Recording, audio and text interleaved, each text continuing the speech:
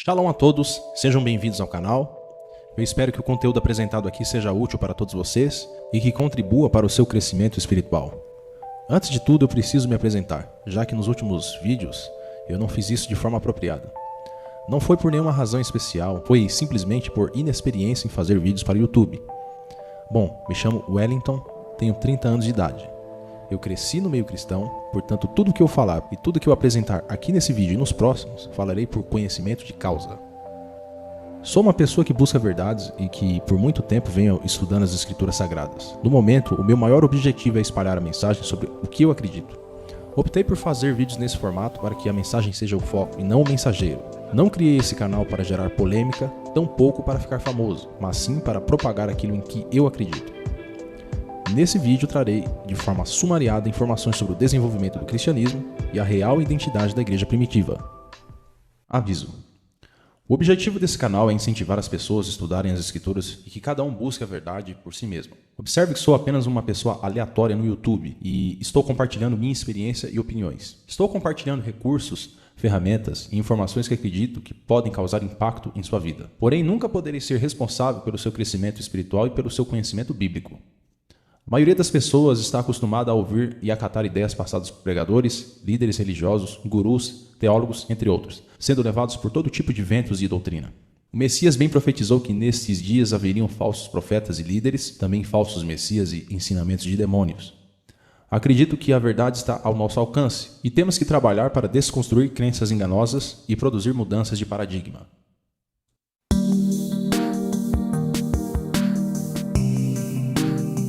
Desde muito jovem eu fazia parte do meio cristão, isso por influência da própria família, onde boa parte é composta por cristãos.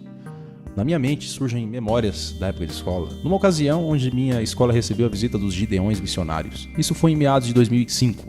Nesse dia, meus colegas e eu recebemos um pequeno livro contendo o Novo Testamento. Creio que até hoje os Gideões distribuem essas versões do Novo Testamento. Honestamente, eu acho bonito o propósito deles, A divulgação do Evangelho de Cristo. Comecei a me interessar pela leitura bíblica desde cedo. Eu li e reli os evangelhos e sempre gostei das cartas do apóstolo João e o Apocalipse então. Naquela época era uma grande incógnita para mim. Não entendia quase nada, mas aquelas profecias e simbologias sobre o final dos tempos me deixavam muito intrigado. Eu não compreendia que aquilo representava apenas uma parte da história. A primeira parte da história estava no chamado Antigo Testamento. Eu não tinha muito contato com o Antigo Testamento, até que um certo dia minha tia me deu de presente uma versão do Antigo Testamento ilustrado. Era uma Bíblia enorme, com imagens de alta qualidade. A primeira imagem que dava destaque era de Adão e Eva no Jardim do Éden e da serpente. No livro haviam muitas imagens impactantes, como Moisés no Egito e no Monte Sinai, ilustrações de Davi, de Golias, o reino de Salomão, o cativeiro babilônico do povo judeu e muitas outras coisas. Isso me ajudou a despertar algum interesse no Antigo Testamento, interesse que eu não possuía a princípio. Mesmo assim, haviam muitas coisas ali que eu não compreendia. Talvez, por ser muito jovem e ter pouca experiência e conhecimento, o fato é que não é segredo que o brasileiro médio tem muita dificuldade na interpretação de textos. A coisa se complica mais ao se tratar de textos antigos retratando a história de um povo distante. Na adolescência eu comecei a frequentar uma igreja neopentecostal. Lá eu fui batizado e semanalmente participava dos cultos, recebendo as ministrações dadas pelos pastores. Passei muitos anos ali recebendo os ensinamentos da igreja, porém eventualmente eu questionava uma coisa ou outra que não concordava. Eu tinha amigos de outras denominações evangélicas e nós conversávamos sobre as diferenças entre nossas igrejas. Sempre achei estranho o fato de haverem inúmeras denominações evangélicas. Eu pensava dessa forma: bom, se o Deus é o mesmo, se a Bíblia é a mesma e se o Espírito é o mesmo, então por que tantas divergências entre as doutrinas das denominações? Na minha mente surgia uma red flag, uma bandeira vermelha. Então passei a questionar certas coisas que eu via na igreja e que, de acordo com a minha leitura da Bíblia, não estavam muito corretas. Acontece que os pastores não gostam desse tipo de questionamento e você pode facilmente ser taxado de rebelde, desviado ou endemoninhado por ir contra as autoridades espirituais, entre aspas. É interessante como o amor de Cristo desaparece num piscar de olhos. Na igreja que eu frequentava houveram escândalos envolvendo dinheiro e outras coisas. Coisas que você vê na televisão e que não são incomuns no meio evangélico, infelizmente. Obviamente eu fiquei bastante indignado com isso. Por essa e outras razões eu não terceirizava o meu entendimento sobre a Bíblia para a igreja que eu frequentava. Sempre buscava de forma autônoma pesquisar, analisar e entender os escritos dos textos bíblicos. Eu tentava buscar por mim mesmo aprender as coisas a cada dia. Por volta do ano de 2010, comecei a fazer pesquisas na internet, onde eu lia estudos bíblicos de diferentes denominações, sites sobre teologia, escatologia e comparava as informações filtrando aquilo que eu achava correto. Também comecei a seguir alguns canais no YouTube nessa época. Um certo dia, um amigo me entregou uns DVDs sobre batalha espiritual e escatologia, do pastor Daniel Mastral. Se eu não me engano, o título do DVD era Guerreiros da Luz. Esse DVD continha um seminário com cerca de 8 horas de duração. Essa foi a primeira vez que eu ouvi falar do Daniel Mastral. Nesse seminário ele testemunhou como o seu processo de conversão aconteceu e no passado era membro de uma irmandade satânica.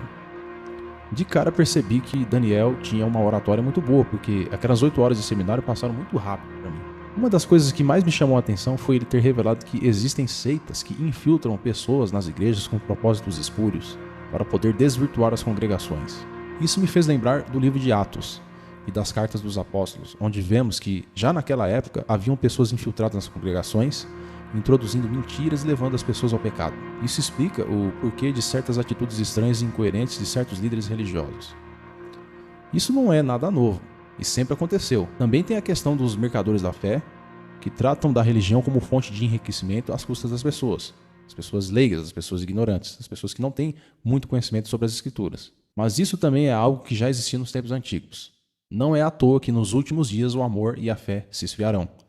Isso é paradoxal porque, à medida que o tempo passa, a tecnologia tem proporcionado facilidades de transmissão de informações. Logo, é mais fácil você divulgar o evangelho do reino. Porém, o que acontece na prática é a propagação da desinformação. Equívocos bíblicos sendo passados como verdade. A grande maioria das pessoas contribui para a perpetuação do status quo de interpretações equivocadas. Porém, fazem isso de forma inocente até. Sim, devemos levar em conta a ignorância das pessoas. Porém, na internet, especificamente aqui no YouTube, existem indivíduos mal intencionados que deliberadamente inventam informações sobre a Bíblia para parecerem conhecedores de um assunto sobre o qual na realidade sabem muito pouco.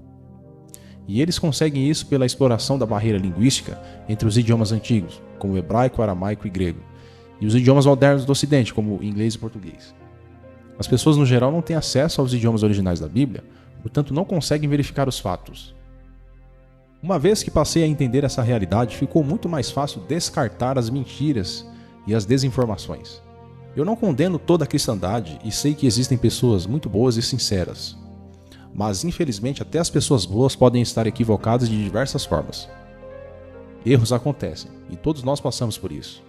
O problema não é cometer equívocos, e sim insistir neles quando apontados. E, infelizmente, a maioria insistirá no erro. Eu havia dito que o Daniel Mastral abriu meus olhos para algumas realidades, como das seitas, dessas entidades, desses grupos secretos que agem nas sombras, que agem nos governos, que agem nas grandes instituições, e que eles têm certa influência no mundo, de formas que a gente nem imagina. Sim, ele abriu os meus olhos para essa realidade que eu não conhecia. E na verdade não foi só ele. Houveram outros que contribuíram para isso. Porém, ao me aprofundar nos estudos bíblicos, pude perceber que sua visão escatológica sobre o fim dos tempos não se sustenta quando nós analisamos as profecias sobre uma ótica semita oriental antiga. Essa é uma tecla que eu bato desde o começo desse canal, nos primeiros vídeos, e vou até o fim desse canal batendo na mesma tecla. Para uma interpretação correta das escrituras hebraicas é necessário fazer uma reconstrução da mentalidade semita antiga. Talvez 99,999% dos cristãos não entendam isso. É uma triste realidade. Por que então vocês acham que existem atualmente mais de 40 mil denominações cristãs no mundo? Mais de 40 mil no mundo. Quando o Messias chamado Cristo veio a este mundo, ele estabeleceu uma congregação ou igreja. Uma. As congregações que existiam nos tempos dos apóstolos faziam parte de um mesmo corpo.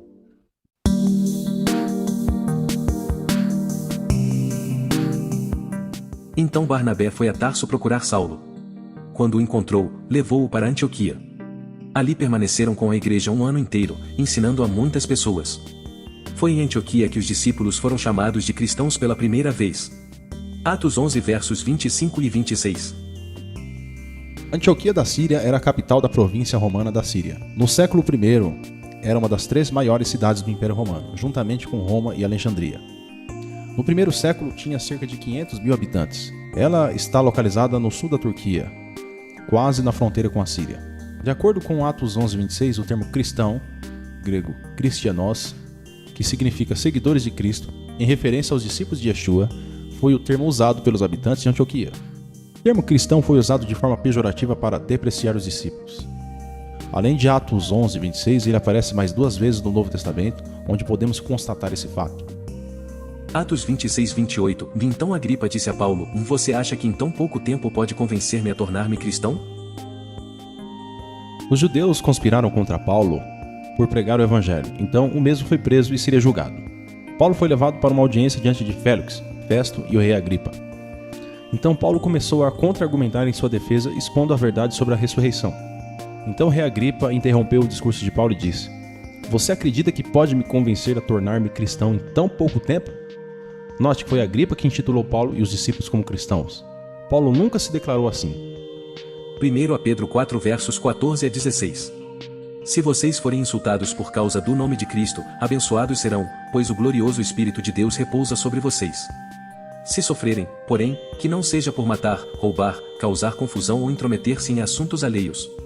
Mas, se sofrerem por ser cristãos, não se envergonhem ou louvem a Deus por serem chamados por esse nome.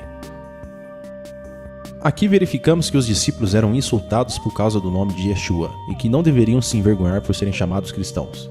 Isso é perceptível na tradução a partir da versão grega, porém fica ainda mais evidente quando verificamos o texto na Peshitta siríaca.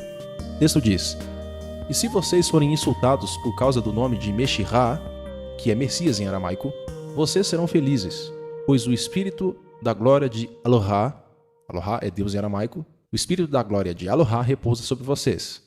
Somente que nenhum de vocês sofra como assassino, ou como ladrão, ou como praticante do mal. Mas se ele sofrer como cristianá, cristianá é a transliteração de cristão em aramaico. Mas se sofrer como cristianá, não se envergonhe, mas glorifique Elohá nesse mesmo nome. O texto aramaico deixa claro que nem mesmo o Messias era chamado Cristo por Pedro, mas sim Meshirá, e que eles sofriam sendo insultados como cristianá, ou seja, como cristãos. Constatamos que este homem é um perturbador, que vive causando tumultos entre os judeus de todo o mundo. É o principal líder da seita conhecida como os Nazarenos. Atos 24 verso 5. Aqui os judeus estavam tentando acusar Paulo diante de Félix. Eles afirmaram que Paulo era um líder da seita dos Nazarenos. Mais uma vez vemos os discípulos sendo chamados por outro título pejorativo, desta vez por parte dos judeus. Isso fica claro com a resposta de Paulo. Meus acusadores não me encontraram discutindo com ninguém no templo, nem causando tumulto em nenhuma sinagoga, nem nas ruas da cidade. Eles não podem provar as acusações que fazem contra mim. Reconheço, porém, que sou seguidor do caminho, que eles chamam de seita. Adoro o Deus de nossos antepassados e creio firmemente na lei judaica e em tudo que está escrito nos profetas. Atos 24, versos 12 a 14. Paulo se apresenta como um seguidor do caminho que os judeus chamam seita. Na tradução a partir do grego, o texto indica que caminho era o título dado por Paulo ao grupo dos crentes em Yeshua. Porém, quando verificamos a Peshitta siríaca, o texto indica algo um pouco diferente. Mas isso eu realmente reconheço, que na mesma doutrina da qual eles falam, eu sirvo ao Deus de meus pais, acreditando em todas as coisas escritas na lei e nos profetas. Atos 24, 14, Peshitta siríaca. Aqui entendemos que caminho é um termo que significa ensino ou doutrina. Paulo acreditava na doutrina de Yeshua, como também em todas as coisas escritas na Torá, que é a lei, e nos profetas. Portanto, nem cristãos, nem nazarenos e nem o caminho são identidades apresentadas por Paulo ou pelos apóstolos. Só resta uma conclusão inevitável para a identidade deles: a identidade israelita. Saiu com eles uma mistura de gente que não era israelita, além de imensos rebanhos de ovelhas, bois e outros animais. Êxodo 12 verso 38. Exatamente 2 meses depois de saírem do Egito, chegaram ao deserto do Sinai. Depois de levantar acampamento em Refidim, chegaram ao deserto do Sinai e acamparam ao pé do monte. Então Moisés subiu ao monte para apresentar-se diante de Deus. Lá de cima, o Senhor o chamou e disse: transmita esta mensagem à família de Jacó ou anuncia-a aos descendentes de Israel. Vocês viram o que fiz aos egípcios. Sabem como carreguei vocês sobre asas de águias e os trouxe para mim. Agora, se me obedecerem e cumprirem minha aliança, serão meu tesouro especial dentre todos os povos da terra, pois toda a terra me pertence. Serão meu reino de sacerdotes, minha nação santa. Essa é a mensagem que você deve transmitir ao povo de Israel. Êxodo 19 versos 1 a 6. Quando Moisés saiu do Egito junto com os israelitas, uma multidão misturada de outros povos saiu junto. E mesmo sendo estrangeiros, eles foram contados como povo de Israel pelo fato de terem aceitado as leis dadas pelo Altíssimo. Porque está escrito: se me obedecerem e cumprirem a minha aliança, serão meu tesouro especial dentre todos os povos, serão meu reino de sacerdotes e minha nação santa. Essa condição vale para qualquer pessoa que se submeter ao Elohim de Abraão, Isaque e Jacó. Quando Paulo diz que crê em todas as coisas escritas na lei e nos profetas, ele acredita na aliança feita com Israel e que ele é parte desse povo. Um gentil que passa a crer em Yeshua, e assim como Paulo passa a seguir esse caminho ou ensino, se torna um israelita. Nós que somos dessa fé somos o Israel do Altíssimo. Se você ler atentamente as cartas dos apóstolos no Novo Testamento, poderá chegar nessa mesma conclusão.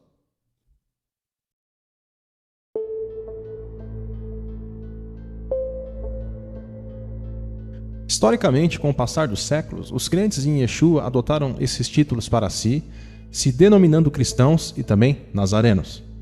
Porém, no primeiro século não era assim. Isso começou a se tornar comum após o segundo século e especialmente após o terceiro século, quando o imperador romano Constantino promoveu a aceitação do cristianismo no Império Romano. Nessa época havia uma grande rivalidade entre judeus, cristãos e os zoroastras. Os cristãos especialmente foram muito perseguidos nos primeiros séculos. E embora o cristianismo não tenha se tornado a religião oficial do Império Romano durante o reinado de Constantino, ele desempenhou um papel crucial ao criar uma atmosfera mais favorável à religião cristã. Posteriormente, com o Edito de Tessalônica em 380 d.C., emitido pelos imperadores Teodósio I, Graciano e Valentiniano II, o cristianismo foi oficialmente estabelecido como a religião predominante e eventualmente tornou-se a religião oficial do Império Romano. Esse processo contribuiu para a cristianização do Império. À medida que o cristianismo começou a crescer, ele passou a absorver crenças de outras culturas. Especula-se que alguns elementos da crença do zoroastrismo foram incorporados ao cristianismo. Com o passar do tempo, o cristianismo foi influenciado pelo Império Greco-Romano, Império Sassânida e por outros povos, se tornando uma religião multifacetada. Por volta do século XI, o cristianismo teve uma bifurcação que gerou a Igreja Católica Apostólica Romana e a Igreja Ortodoxa Oriental. No século XVI, houve outra bifurcação causada pela Reforma Protestante. Dentro do protestantismo houveram outras divisões, o restauracionismo, o anabaptismo e os anglicanos. Após o século XVI, novas divisões foram geradas, criando várias outras vertentes cristãs, especialmente na região da América. Cada vertente que surgiu tinha como objetivo fazer uma espécie de restauração e de resgatar os princípios do cristianismo primitivo. Curiosamente, o que eles fizeram foi o oposto, e se distanciaram ainda mais do caminho antigo. Hoje temos mais de 40 mil denominações cristãs espalhadas pelo mundo. Os líderes dessas inúmeras denominações afirmam estar seguindo a verdade e que receberam a direção de Deus para fundar os seus grupos. Porém, existe uma forma bem fácil de filtrar e saber se realmente estão no caminho certo. Lembre-se do que Paulo afirmou: mas isso realmente eu reconheço, que na mesma doutrina da qual eles falam, eu sirvo ao Deus dos meus pais, acreditando em todas as coisas escritas na lei e nos profetas. Atos 24:14, Peshita. Cerca de 99,999% das denominações não seguem essa regra de Paulo. Eles não acreditam em todas as coisas escritas na lei, que é a Torá, e nos profetas. Eles seletivamente escolhem o que é conveniente na Bíblia. Uma parcela majoritária dos cristãos afirma que a Torá foi abolida, e que foi abolida por Yeshua. Porém, os discípulos da igreja primitiva pregavam o evangelho de Yeshua, ao mesmo tempo que levavam em conta a lei e os profetas. Uma coisa está conectada à outra. Não existe separação.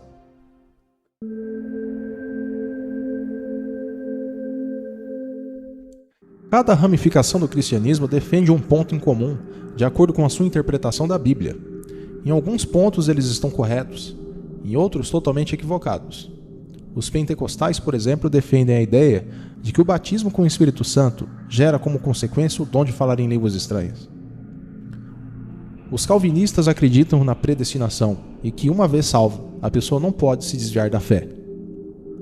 Já os arminianos acreditam que é totalmente possível uma pessoa salva apostatar da fé. Os cristãos, no geral, acreditam na doutrina da Trindade. Porém, as testemunhas de Jeová não acreditam na Trindade. Outra peculiaridade é defender o nome Jeová como sendo o nome do Criador. Os adventistas do sétimo dia defendem o sábado como dia separado. E isso sempre foi assim entre os israelitas, mas nos primeiros séculos do cristianismo, o dia santo foi alterado para o domingo. Os escritos antigos em aramaico, grego e latim indicam que Yeshua ressuscitou no sábado. Porém, por razões obscuras, eles alteraram a interpretação da expressão para primeiro dia da semana. Como foi dito anteriormente, o cristianismo é complexo por ser uma religião multifacetada e que teve influência de muitas culturas. O Império Romano fez uma espécie de crossover, mixando crenças paganizadas. Algo que pode ser facilmente verificado é a incorporação da adoração ao Sol, que também era venerado no zoroastrismo. O domingo era considerado o dia do Sol e era considerado sagrado para os pagãos. Não há evidências concretas sobre a data exata do nascimento de Yeshua. Mesmo assim, a data do 25 de dezembro, como dia do nascimento de Yeshua, foi fixada pela Igreja Católica em 525, para coincidir com as festas pagãs do Oriente e de Roma. Nesse período, ocorre o solstício de inverno, momento em que os pagãos da época homenageavam o Solis Invictus. Natale Solis Invictus é uma frase latina que significa nascimento do sol invicto.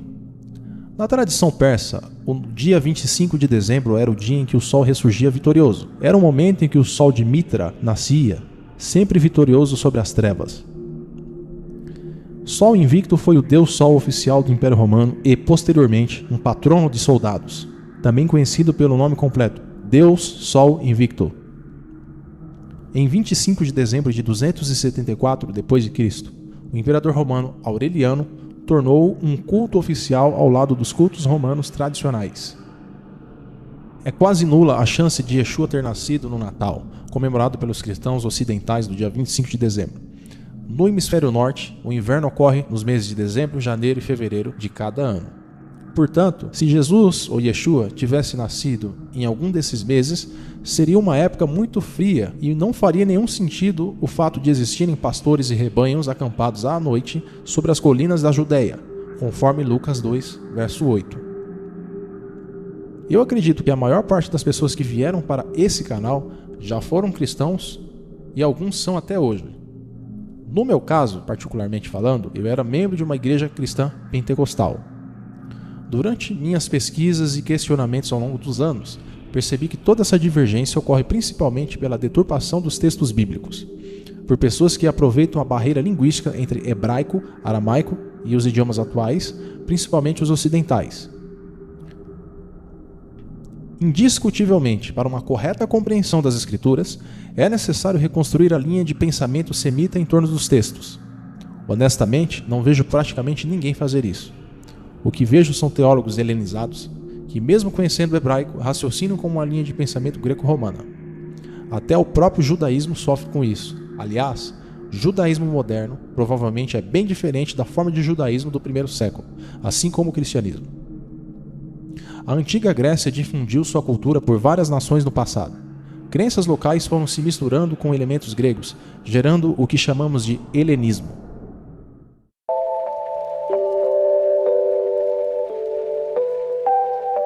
A helenização do cristianismo envolveu a adesão de elementos da cultura grega e romana, a interação com a filosofia helenística e a utilização da língua grega para a transmissão da mensagem cristã. Essa influência foi significativa no desenvolvimento do cristianismo primitivo e na sua posterior expansão para além das fronteiras do mundo judaico, contribuindo para a formação da identidade e da teologia cristã. Ao traduzir um idioma para outro, não basta decodificar palavras, pois, além de ser outro idioma, é também uma outra cultura. Podemos perceber isso até mesmo entre inglês e português. Se você pegar um livro em inglês e comparar com uma versão traduzida, você vai notar que a versão original geralmente traz um sentido mais profundo do que a tradução. Traduções normalmente fazem um texto perder definição, a menos que o tradutor seja um profundo conhecedor do idioma e da cultura daquele país, de modo que seja capaz de interpretar e fazer uma adaptação válida sem deturpar o contexto. Os eruditos do meio cristão efetivamente causaram a perpetuação de status quo de interpretações equivocadas. É fácil perceber isso pelo seguinte: todos são unânimes ao declarar que o idioma falado por Yeshua no seu cotidiano era o aramaico. Apesar do grego ter sido muito difundido e usado como idioma comercial da época, não significa que todo mundo ali falava grego. Da mesma forma que hoje o inglês é difundido no mundo, aqui no Brasil, por exemplo, a minoria entende inglês de forma satisfatória. O aramaico é uma língua semita, então podemos inferir que todo o cenário no Novo Testamento ocorreu dentro de um contexto e de uma mentalidade semita. Muitos acreditam que o Novo Testamento foi originalmente redigido em grego koiné. Porém, as opiniões e posicionamentos entre eruditos divergem e são conflitantes entre si. Seja como for, mesmo que os textos tenham sido escritos em grego, a história ainda é sobre um povo semita. Portanto, é imprescindível fazer uma comparação entre o vocabulário grego e o hebraico e aramaico, para corrigir qualquer desvio de interpretação. Nos evangelhos existem muitos textos que mostram essa necessidade. Vamos analisar Mateus capítulo 5, verso 22, que está escrito: Eu, porém, vos digo que todo aquele que sem motivo se irar contra seu irmão estará sujeito a julgamento. E quem proferir um insulto a seu irmão estará sujeito a julgamento do tribunal. E quem lhe chamar tolo estará sujeito ao inferno de fogo. No lugar de tolo, algumas versões trazem a palavra aramaica raká. Raká é uma palavra siríaca, expressiva, de grande desprezo. Vem de um verbo que significa vazio, vaidoso, portanto, como uma palavra de desprezo denota cérebros sem sentido, estúpidos, superficiais. Realmente, existem pessoas tolas, e não faria sentido o Messias proibir o uso dessa expressão. Mas o sentido de raká é mais profundo, identificando alguém sem valor algum. Se fôssemos fazer uma adaptação para o português, seria equivalente a dizer para uma pessoa algo como: você é um lixo, não tem valor algum. Essa definição é mais apropriada do que louco ou tolo. Você já deve ter ouvido muitas vezes aquela frase: é mais fácil um camelo passar pelo fundo de uma agulha do que um rico entrar no reino dos céus. Ela encontra-se em Mateus 19, verso 24. A princípio, esse texto indica que é praticamente impossível um rico se salvar, mas na verdade se trata de um erro de tradução. Analisando o termo em aramaico, verificamos que a palavra que foi traduzida para camelo é gamla. O Dr. Lança explica que a palavra aramaica gamla pode significar uma corda grossa, um camelo ou uma viga, e afirma que a palavra camelo é uma tradução errada em todas as línguas. Levando em consideração o contexto da época, é muito mais plausível a palavra real ser corda, pois eles usavam esse objeto para várias coisas, inclusive para fixar as suas tendas no chão através de estacas. Além disso, a tradição lexical siríaca nativa parece estar convencida de que, nesse provérbio, gamla deve ser interpretado como uma corda grande usada em navios. Se entendermos o termo como camelo, é impossível esse grande animal passar por uma agulha. Nós observamos na Bíblia que os patriarcas hebreus, como Abraão, Isaac e Jacó, foram prósperos financeiramente. Posteriormente, outros homens justos adquiriram riqueza. Logo, é perfeitamente possível uma pessoa rica entrar no reino. Ao analisar gamla na perspectiva de corda, faz mais sentido pelo fato de que a corda é uma composição de múltiplos fios trançados. Mesmo que a corda seja muito espessa para a agulha, se você desfiar todos os fios, talvez seja possível que pelo menos um fio entre na agulha. Isso é totalmente plausível quando analisamos a passagem do jovem rico, onde Yeshua falou: vende tudo que tem e dá aos pobres, depois vem e me segue. Ao se desfazer dos bens materiais, o rico seria como uma corda desfiada, onde só o fio essencial era necessário, ou seja, a vida dele, e as demais coisas materiais eram dispensáveis. Existem diversos versos no Novo Testamento que são melhores entendidos no aramaico. Agora pare para pensar. Se a versão aramaica é uma tradução do grego, como a tradução pode ser melhor do que o texto original?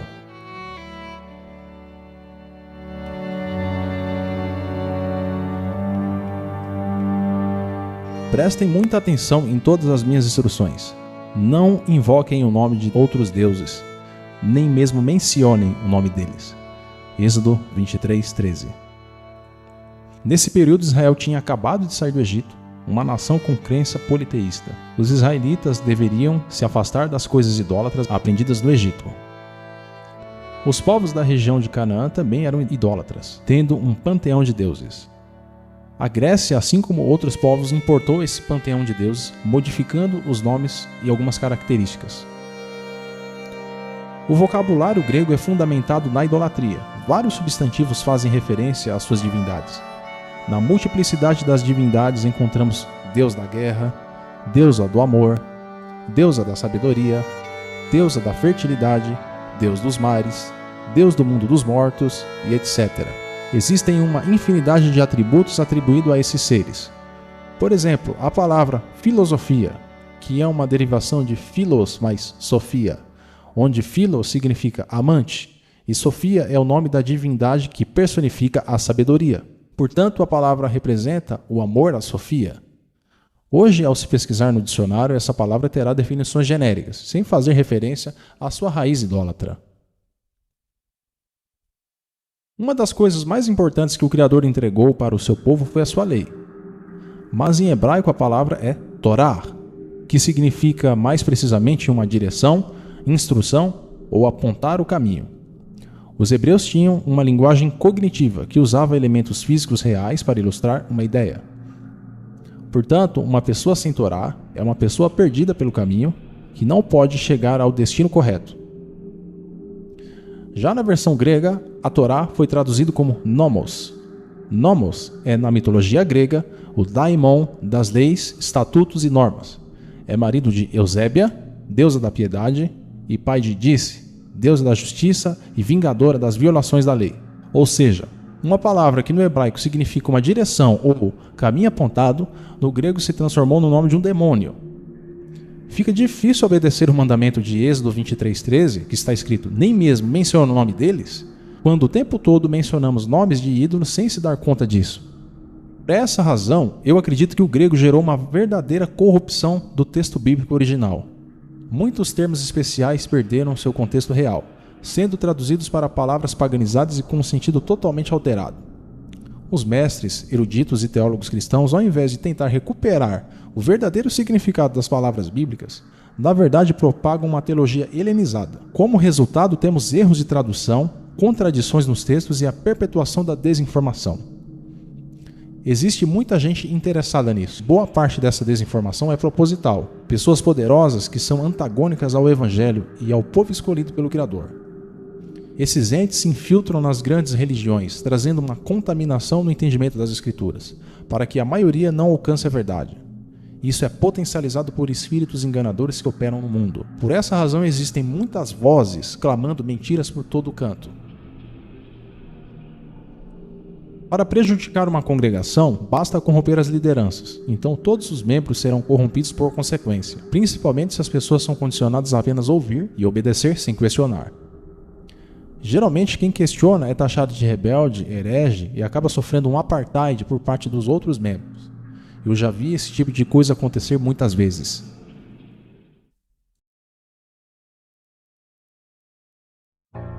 Apesar disso, não devemos desanimar nem desistir, mas acreditar no que foi profetizado. Naquele dia, o próprio Yahuwah dos exércitos será a coroa gloriosa de Israel. Será o orgulho e a alegria do remanescente do seu povo. Dará a seus juízes anseio pela justiça e coragem aos guerreiros que defendem seus portões. Agora, porém, Israel é conduzida por bêbados, que vacilam por causa do vinho e cambaleiam por causa do álcool. Os sacerdotes e profetas cambaleiam por causa da bebida forte e ficam tontos por causa do vinho. Vacilam quando têm visões e cambaleiam quando pronunciam suas decisões. Suas mesas estão cobertas de vômito, há sujeira por toda parte. Isaías 28, versos 5 ao verso 8. Da mesma forma que nos tempos de Isaías, os sacerdotes e profetas de hoje estão embriagados e profetizam coisas falsas por causa do torpor do álcool que simboliza suas falsas doutrinas e deturpações religiosas. Porém, ainda existe um remanescente fiel, que será coroado por Yahuwah. Isso significa que o povo santo deve ser perseverante, obedecendo os mandamentos do Altíssimo e permanecendo fiel a Yeshua. Apocalipse 14, verso 12. Pelo mau entendimento das Escrituras, muitos não seguem esses dois parâmetros que devem ser seguidos pelo povo santo, Mas nos últimos dias o Criador tem alcançado o seu povo remanescente, e as pessoas estão abrindo o seu entendimento para a verdade. Se você está nesse canal, provavelmente deseja entender melhor as Escrituras. Se o Criador permitir, nós iremos prosseguir com muitos outros vídeos para ajudar no aprendizado e para derrubar sofismas sobre a Bíblia. Então ele lhes abriu a mente para que entendessem as Escrituras. Lucas 24, verso 45. Que o Messias possa nos abrir o entendimento, nos revelar aquilo que está oculto e que a verdade venha prevalecer. Amém.